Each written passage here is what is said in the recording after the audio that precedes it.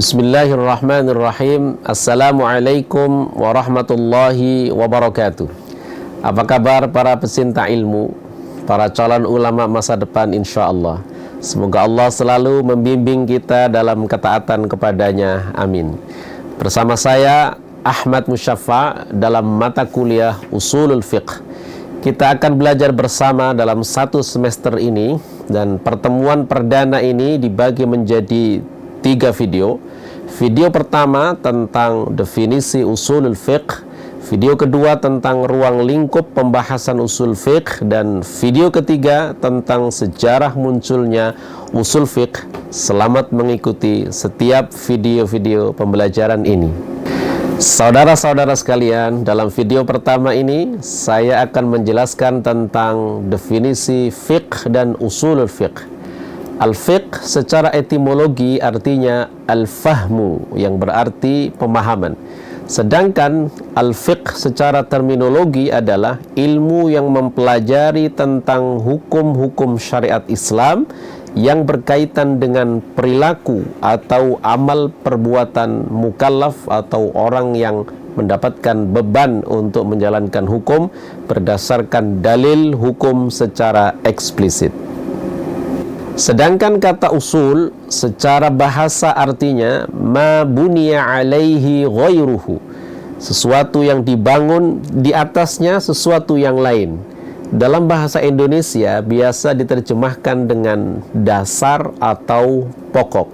Jadi jika kita gabungkan kata usul dan fiqh menjadi satu terminologi disiplin ilmu yang dikenal dengan usulul fiqh, dan para ulama usul mendefinisikan usul fiqh adalah ilmu yang mempelajari tentang kaidah-kaidah dan studi tentang cara istimbat hukum syar'i, cara mengambil hukum yang berkaitan dengan perilaku atau amal perbuatan dari dalil-dalil hukum secara eksplisit. Berdasarkan penjelasan ini, kita bisa membedakan antara fiqh dan usulul fiqh, bahwa objek kajian fikih adalah perilaku atau amal perbuatan, sedangkan usulul fiqh objek kajiannya adalah dalil, yang mengkaji dalil untuk digali, mengkaji dalil untuk digali dan menghasilkan produk hukum seperti wajib, mandub, mubah, makruh atau haram.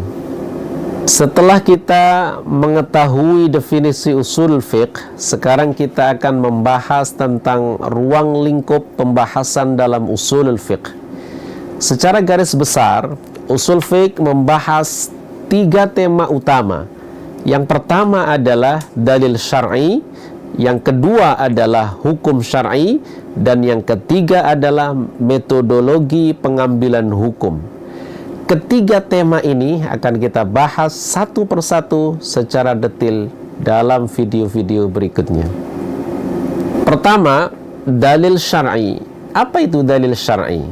Secara bahasa, dalil adalah penunjuk kepada sesuatu. Sedangkan secara terminologi, dalil adalah metode atau sarana yang dapat mengantarkan pada pengetahuan tentang hukum Allah. Dalil syar'i ini biasa juga disebut dengan masadirut tasyri', yang artinya sumber hukum Islam.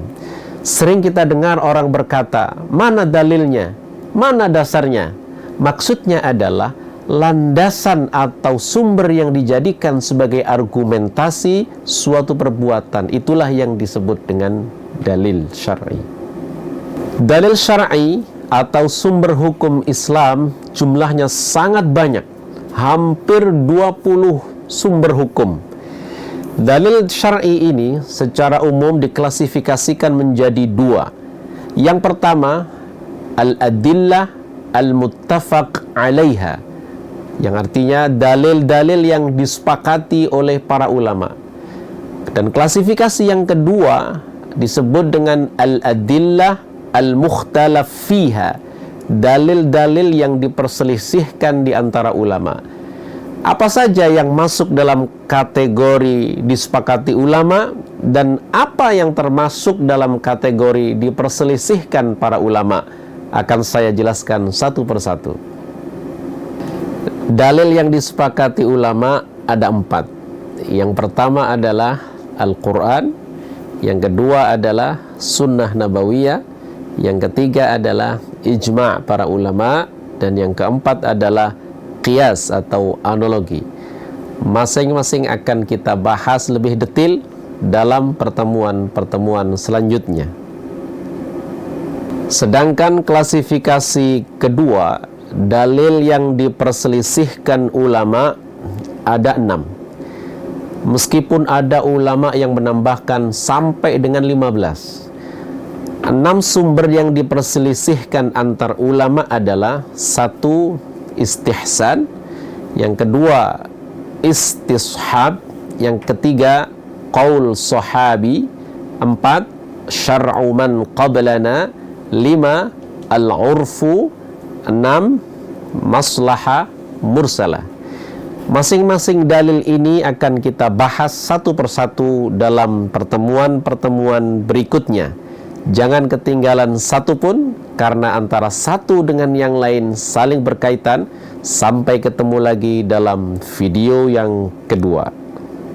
Wassalamualaikum warahmatullahi wabarakatuh.